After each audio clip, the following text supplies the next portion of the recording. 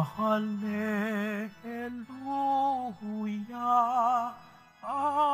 Hallelujah, Hallelujah, Hallelujah.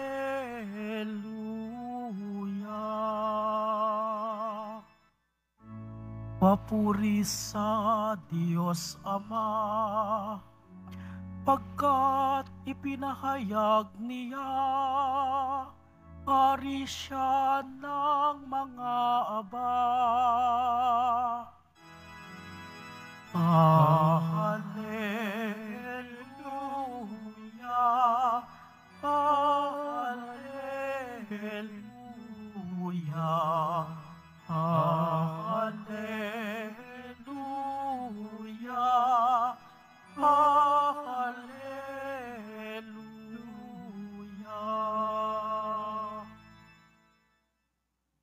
Sumainyo ang Panginoon. At sumaiyo rin. Ang mabuting balita ng Panginoon ayon kay San Marcos. Papuri sa iyo, Panginoon.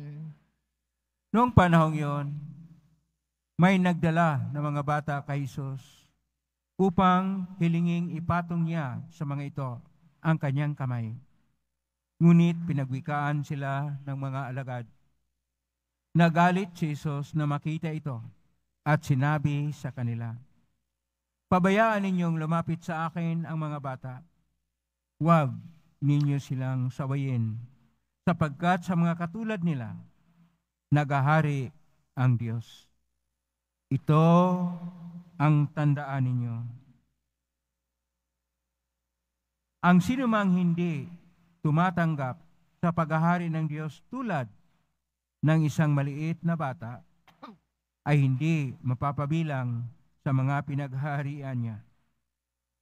At kinalong ni Jesus sa mga bata, ipinatong ang kanyang mga kamay sa kanila, at pinagpala sila. Ang mabuting balita ng Panginoon. Pinupuri ka namin, Panginoong Hesukristo. Magsiupo na po ang lahat. Isang mapagpalang araw po sa inyong lahat. Purihin po natin ang ating pong Hesus Nazareno. Nasa Sabado tayo ng ikapito na linggo ng karaniwang panahon sa pangalawang taon ng ating pagdiriwang. At ang ating pong tema ngayon ay tungkol sa kabutihang loob. Kabutihang loob, ito yung dapat nating isabuhay bilang Kristiyano. Sa salitang Hebreo, maiksi lang po ang kabutihang loob, chesed. Pero sa salitang koinoko na Grigo, sapagkat ang atin po mga pagbasa ngayon ay nasa koinoko na Grigo, ang kabutihang loob ay storgiki kirisini. Pero sa Latin, madali lang, benignos. At itong kabutihang loob ay siyang nagpapahayag sa atin paano tayo mamuhay ayon sa kalooban ng Diyos na ating napakinggan ngayon sa sulat ni Santiago, Kapitulo 5, verso 13 hanggang 20. Na una sa lahat, na magkaroon ng pasensya at pagtitiis. Yung magkaroon ng kabukasang loob, kabutihang loob. Kailangan ay tanggapin ang bawat isa. At kung halimbawa may sakit, pahira ng langis.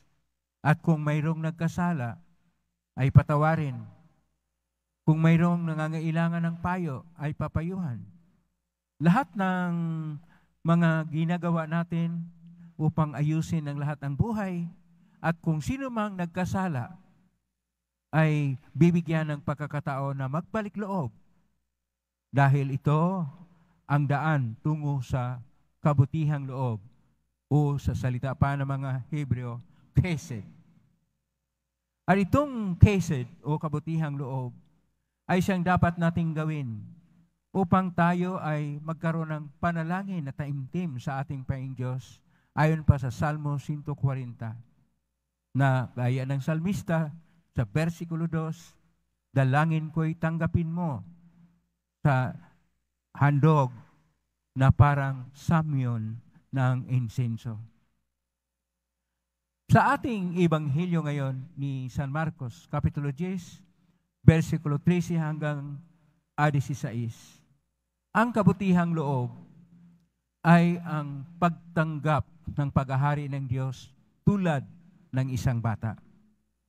Ano po ang dahilan bakit kinuha ng ating Panginoon ang mga maliit na bata na siyang magiging halimbawa o palatandaan kung paano tayo tatanggap sa ebanghelyo ng paghahari ng Diyos? Una, sa kultura ng mga Hudyo, ang mga bata ay walang kapangyarihan. Ang mga bata ay hindi tinatanong kung ano ang kailang gusto. Ang mga bata ay dapat sumunod. Kaya ang pagkaroon ng maliliit na o mapangkumbaba na pagtingin sa buhay ay siyang katayuan na tayo ay hindi magmalaki at hindi maging hambog o magkaroon ng malaki o matigas na ulo, bagkos ang ating ipahayag ay ang kabutihang loob o kesit, kabutihang loob. At itong kabutihang loob ay ang pagpakumbaba gaya o tulad ng isang bata. Na kung saan itong ating ebanghelyo ngayon nagpahayag, una sa lahat, dahil sa kabutihang loob ng ating Panginoong Hesus, Kanya pong pinalapit ang mga bata na para sa mga Hudyo, hindi dapat lalapit ang bata sa Panginoong Hesus. Bakit po? Ang ating Panginoon ay isang rabi. Ano po yung rabi? Ang rabi ay isang guro. At ang guro ay tinuturing na dapat sa kanyang pagtuturo ay walang bahid na pagpaparumi. Mayroon kasi silang tinatawag na tradisyon ng kalinisan na ang mga guro o ang mga magtuturo o ang mga rabi, bago sila magtuturo, kailangan magkaroon ng kalinisan sa kalooban. Yung mga bata, alam niyo mga bata, tinuturing sila na marumi para sa mga Hudyo sapagkat kung saan nila pumupunta at kung walang kontrol kung ano ang kanilang buhay. Kaya hindi sila dapat lalapit sa isang rabi bago ang isang rabi ay magtuturo. Kaya itong mga apostol o kaya mga alagad ng ating Panginoon, pinagsabihan nila yung mga magulang na nilapit yung kanilang mga anak para ipatungan ng kamay ng ating Panginoon at sila'y basbasan. Ganun na naman kasimple. Pero dahil sa tradisyon na tinatawag na tradisyon na dapat mayroong kalinisan na bago ang isang guro, bago ang isang master o ang isang pinuno ay magtuturo, kinakailangan na may kalinisan siya sa kalooban. Hindi nila tinitingnan ang tinatawag na kabutihang loob, kesid, sa loob mismo ng ating Panginoon, sapagkat siya ay tunay na Diyos at tunay na tao. Tunay na tao, naging raging rabi o guro, pero sa loob-loob niya, siya ay tunay na Diyos. Na ibig sabihin, mayroon na siyang likas ng kabutihang loob na hindi ito magkaroon ng mansa o magkaroon ng tinatawag na karumihan kahit sino mang lalapit sa Panginoon. Lalo tigit na ang mga maliit na bata. Kaya sinasabi ng ating Panginoon na hayaan ninyo o pabayaan ninyo na mga bata lalapit sa akin sapagkat katulad nila ang lahat ng mga tumatanggap sa paghahari ng Diyos. Dahil ano po ang paghahari ng Diyos? Ito yung ebanghelyo na tinuturo ng ating Panginoon. At una sa lahat, ano po ang laman o esensyal na turo sa loob ng ebanghelyo? Ang una, pag-ibig. Pag-ibig na mayroong dalawang antas. Ang unang antas, pag-ibig sa Diyos, higit sa lahat. Ang pangalawang antas, pagmamahal sa kapwa, gaya ng pagmamahal sa sarili. Ito yung una, pag-ibig. Pangalawa, katotohanan. Ang katotohanan ay siyang pagtuturo kung ano ang totoo. Masakit man tanggapin sa mga namumuno o nasa kapangyarihan o sa mga mayaman o sa mga kilalang tao, pero ang katotohanan ay dapat tanggapin upang ang lahat ay maayon sa kalooban ng Diyos o sa plano ng Diyos o dili kaya tumatalima sa tunay na daan ng Diyos. Noon ang simbahan ay tinatawag na daan ng Panginoon. Pangatlo, ang paghahari ng Diyos ay ang paghahari ng may habag at awa. Na ibig sabihin, kinakailangan na magkaroon tayo magpakita tayo ng habag, compassion, o yung pakikiisa, pakiramay sa ating kapwa-tao at magkaroon tayo ng awa na handa silang tanggapin kahit sino man sila. At ang kasunod ay liwanag. Dahil ang paghahari ng Diyos ay paghahari ng liwanag. Samantala, yung mga nasa kapangyarihan, ang kanilang pinapairal ay ang karimlan o ang tinatawag na mga masama na hilig, masama na ugali o kapangyarihan, pagkontrol, paglalamang at mga inustisya. Lahat na yon ay tinatawag na karimlan. Marami pa ang mga laman doon sa paghahari ng Diyos. Pero yung sinasabi ko sa inyo mga elemento, yun yung mga nakapakahalaga at yun yung ituturo ng ating Panginoon. At bago siya magtuturo, dapat walang bahid ng mga taong may ituring na magparumi sa Kanya. Yun yung dahilan bakit pinigil nila ang bata. Pero kinuha ng ating Panginoong Hesus ang bata na siya pang magiging modelo, na siyang magiging halimbawa. Ano ang ating pagsabuhay ng paghahari ng Diyos? Hanggang ngayon, ang paghahari ng Diyos ay nasa laman ng Ebanghelyo na inyong marinig kung basahin yung Ebanghelyo araw-araw. At yung laman sa Ebanghelyo ay dapat nating pagnilay-nilayan at i-practice o isabuhay. At ito yung ating pagsabuhay sa turo ng paghahari ng Diyos. Hindi po natin tingnan ang tradisyon na ito ba'y dapat magkaroon muna ng kalinisan ng kalooban o ganito at ganyan. Atin pong tingnan, ano ang pagkinig, paano pagnilaylayan ang ating napakinggan, at ang ating napagnilaylayan ay ating tingnan ano ang mensahe nito para sa ating buhay at ating isabuhay o i-practice ang lahat ng mga turo ng ating Panginoon. Ito ang mahalaga. Kaya ang paghahari ng Diyos, una sa lahat, ay paghari ng tao na may puso. Bakit po? Ang kanyang unang turo ay tungkol sa pag-ibig. Kailangan na ang sa ating mga tahanan, may puso tayo. Sa ating pakikitungo sa ating kapwa, may puso tayo. Sa ating paglilingkod o trabaho, may puso tayo, may pagmamahal tayo. Sa lahat ng ating ginagawa, may puso tayo. Kung mag-alay tayo sa Diyos, may puso na pag-aalay. Heartfelt ang tawag pa doon.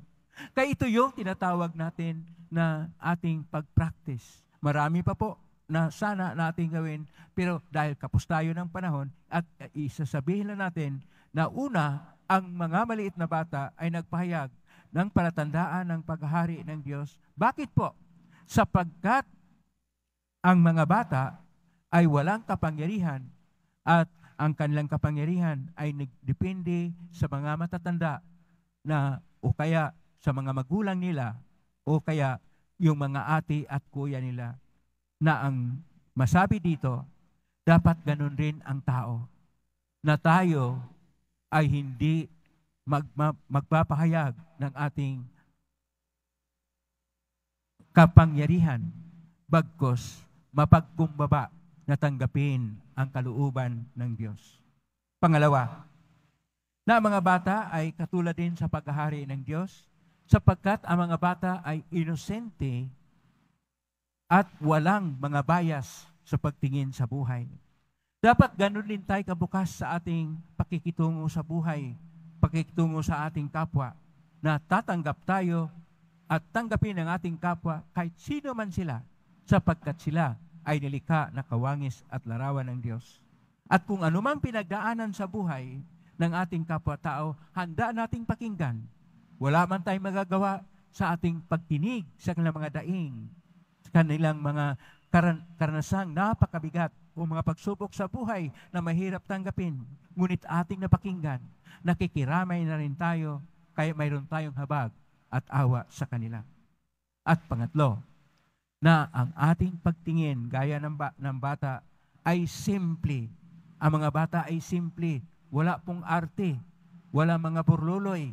Walang kung ano-ano mang mga palamuti. Simple ang buhay natin. Sapagkat ang isang tunay na Kristiyano ay simple ang pamumuhay. Hindi masyadong umaarte. Hindi nagmamayabang. Bagkus, simple na tatanggap sa Diyos. Simple sa pagpapahayag ng pag-ibig at panampalataya sa Diyos. Ngunit malalim naman sa pagtiwala o marubdob na pagtitiwala sa Diyos upang ang panalangin ay magiging taimtim at sincero. Ganito dapat ang ating isabuhay. Hindi tayo kagaya ng mga bata, ngunit tulad ng mga bata ay ating tanggapin ang Diyos, mahalin siya, paglingkuran siya, pagpugayan siya, sapagkat siya ang Diyos ng lahat ng mga maliliit, lahat ng mga bata, at lahat ng mga taong may tulad ng isang bata sa pagtanggap ng kanyang paghahari. Naway mag-ahari ang Diyos sa ating mga puso, sa ating mga isipan, sa ating mga tahanan, sa ating mga trabaho, sa ating mga opisina, sa ating mga sakahan o saan man tayo, upang ang lahat ng ating ginagawa ay pagtalima sa Diyos na may kabutihang loob. Kaysa ang Diyos ay may kabutihang loob. Naway, ito'y ating may sabuhay sa ating buhay. Amen? Purihin natin ang Diyos.